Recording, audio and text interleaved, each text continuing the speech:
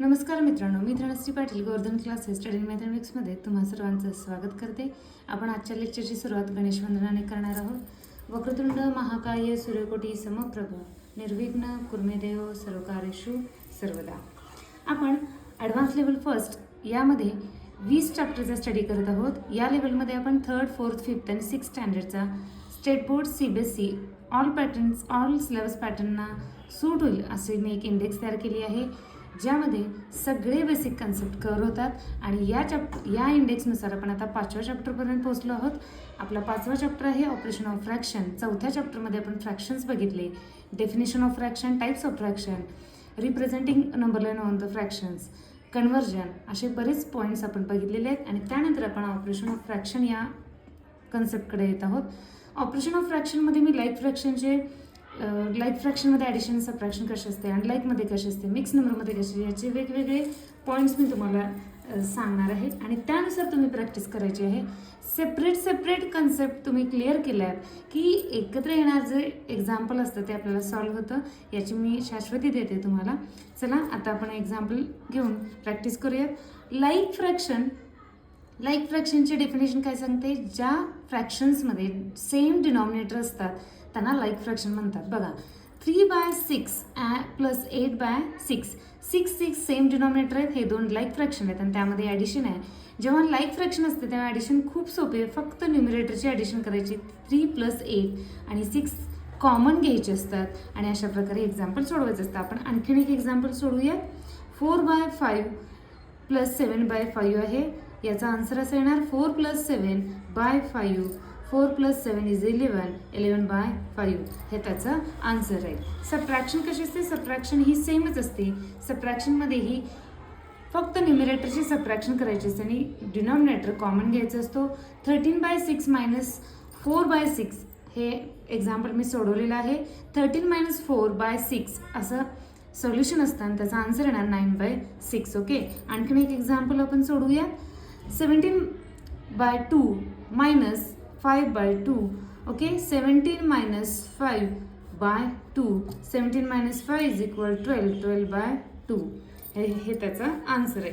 मल्टिप्लिकेशनमध्ये मात्र हा रूल राहत नाही. मल्टिप्लिकेशनमध्ये numerator into numerator, denominator into denominator असं होतं. पाहून घ्या, 3/6 × 4/6 आहे.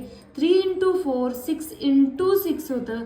हे लक्षात ठेवावंच लागतं आणि हे चुकायचं नाही. इथं न्यूमरेटर कॉमन होत नाही. मल्टिप्लिकेशनमध्ये नंबर वाढतात, त्यामुळं 6 × 6 होतं. 3 × 4 12, 6 × 6 36. आपण आणखीन एक एक्झाम्पल सोडूयात. 9/7 × 11/7 = 9 × 11/7 × 7. Okay, 99/49 is the answer. Okay, division करण्याआधी मी आणखीन एक कन्सेप्ट तुमची क्लिअर करणार आहे. डिव्हिजन करण्याआधी मी रिसिप्रोकल हा पार्ट तुमचा घेणार आहे. रिसिप्रोकल म्हणजे काय? हा पार्ट आपण डिव्हिजनमध्ये यूज करतो. त्याचं कारणही तुम्हाला मी सांगते. रिसिप्रोकल ही कन्सेप्ट तुम्ही लक्षात घ्या. रिसिप्रोकल म्हणजे मराठीमध्ये गुणाकार व्यस्त म्हणतात त्याला. रिसिप्रोकल म्हणजे बघा, 9/5चा रिसिप्रोकल होणार 5/9. 19 हा जर सिंगल नंबर असेल तर त्याचा रिसिप्रोकल करता येतो का? हो, करता येतो.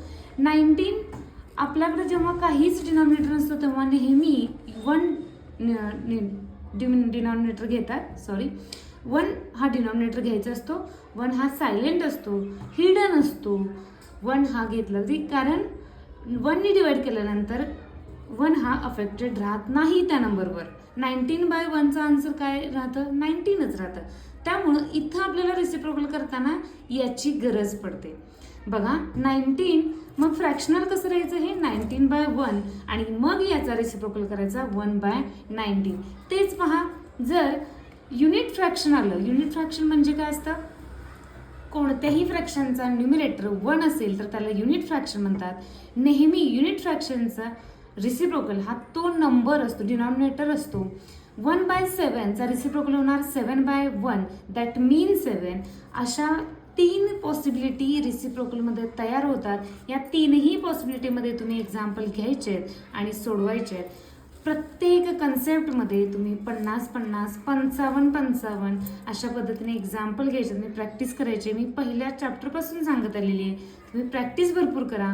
न्यूमरिकली प्रॅक्टिस केल्याशिवाय आपल्या लक्षात एक्झाम्पल राहत नाहीत. खूप सारा पसारा आहे मॅथचा, पण त्यामध्ये आपण जर सिक्वेन्स लर्न करत गेलो, आपण त्या पद्धतीने जर शिकत गेलो, कन्सेप्ट क्लिअर करत गेलो आणि एक्झाम्पल भरपूर सोडवले की आपल्याला मॅथ्स इझी जातं. ठीक आहे. यानंतर आपण डिव्हिजन पाहणार आहोत. डिव्हिजन पाहून घ्या.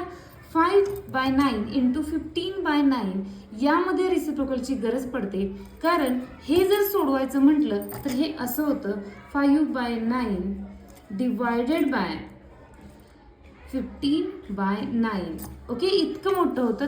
त्यामुळं याचा मिनिंग, या एक्झाम्पलचा मिनिंग असा असतो.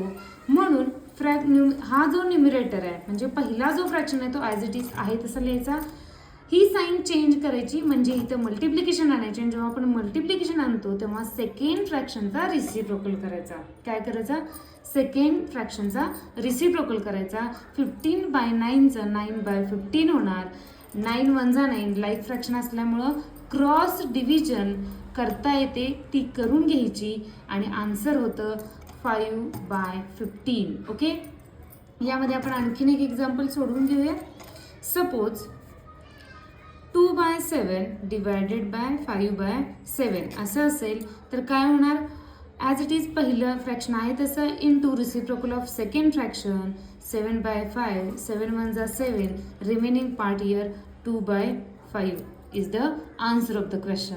ओके, अशा प्रकारे लाईक फ्रॅक्शनच्या चारही प्रकारांमध्ये, चारही ऑपरेशन्समध्ये तुम्ही 50-50 किंवा 55-55 यानुसार प्रॅक्टिस करायची आहे आणि बघायचं आहे तुम्हाला कितीतरी फरक जाणवेल. ठीक आहे. अशाच प्रकारे अनलाईकची ॲडिशन मी तुम्हाला दाखवते. अनलाईकची ॲडिशन करताना मात्र प्रोसेस वाढते, कारण अनलाईकमध्ये लाईक करून घ्यावं लागतं फ्रॅक्शन आणि मग ते सोडवावं लागतं.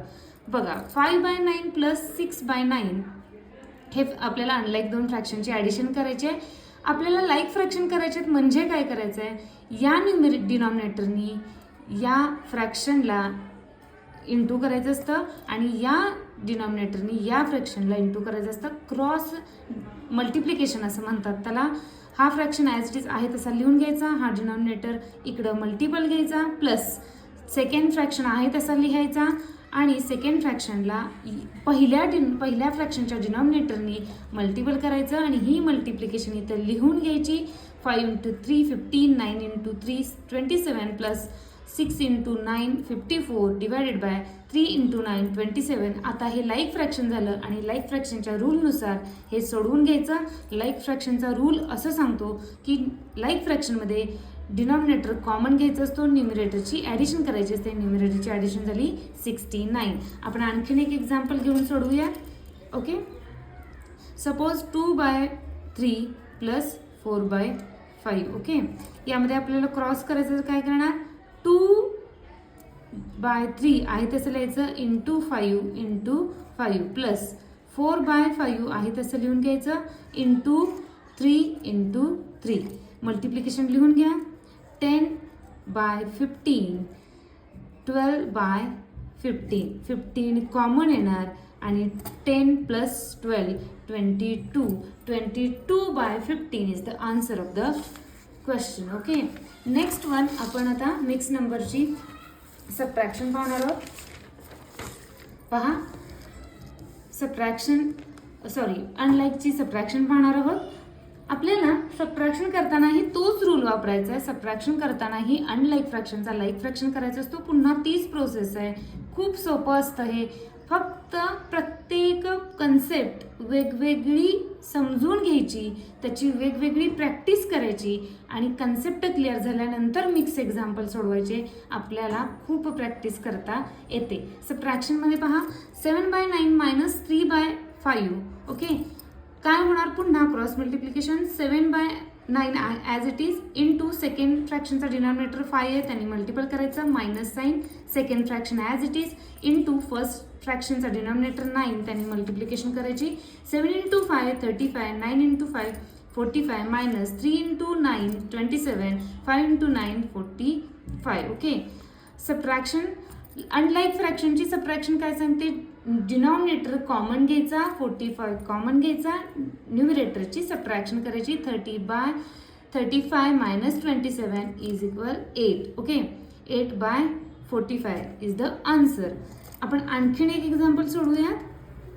3/4 minus 2/5. Okay, 3/4 as it is into 5, second फ्रॅक्शनचा डिनॉमिनेटर 5 आहे, into 5 minus second fraction as it is 2/5 into first fraction denominator is 4 into 4. Multiplication 3 into 5 15, 4 into 5 20, 8/20.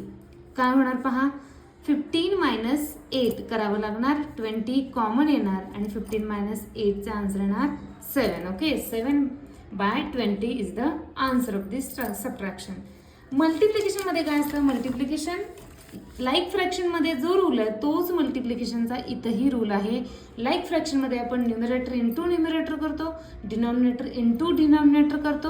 Unlike फ्रॅक्शनमध्ये he same तसंच करायचं असतं, numerator into numerator, denominator into denominator करायचा असतो. 7/6 into 2/4, 7 into 2, 6 into 4, 14/24 हे answer येणार. आपण आणखीन एक एक्झाम्पल सोडूया. 3/5 into 2/7. Okay, 3 into 2/5 into 7, 6/35 is the answer of this multiplication. Okay, next one division. Division ही तशीच करायची. लाईक फ्रॅक्शनमध्ये आपण डिव्हिजन करताना रेसिप्रोकल केलं होतं, अनलाईक फ्रॅक्शनमध्ये ही रेसिप्रोकलच करायचं आहे. लाईक आणि अनलाईक फ्रॅक्शनचे मल्टिप्लिकेशन डिव्हिजनचे रूल सेम आहेत. लाईक फ्रॅक्शनमध्ये ॲडिशन आणि सबट्रॅक्शन कशी करायची असते ती अनलाईक फ्रॅक्शनमध्ये लाईक फ्रॅक्शन केल्यानंतर ते रूल वापरायचे असतात. प्रॅक्टिस हे जवळजवळ आता हे 9 पॉईंटपर्यंत आपण आलेलो आहे. प्रत्येक पॉईंटची प्रॅक्टिस वेगवेगळी करा आणि मग कोणतंही एक्झाम्पल तुमच्या समोर आलं तरी तुम्हाला तो रूल आठवतो. ठीक आहे, नाही आपण लाईक फ्रॅक्शनची केली तशीच डिव्हिजन करायचे. 7/6 डिवायडेड बाय 2/4, पहिलं फ्रॅक्शन आहे तसं घ्यायचं असतं as it is, into reciprocal of second fraction. पहा 2/4चं 4/2 झालेलं आहे. पुन्हा लाईक मल्टिप्लिकेशनचा रूल काय सांगतो, मल्टिप्लिकेशनचा रूल असं सांगतो की numerator into numerator, 7 into 4, 6 into 2. ठीक आहे, आपण आणखीन एक एक्झाम्पल घेऊन सोडूया तिथं.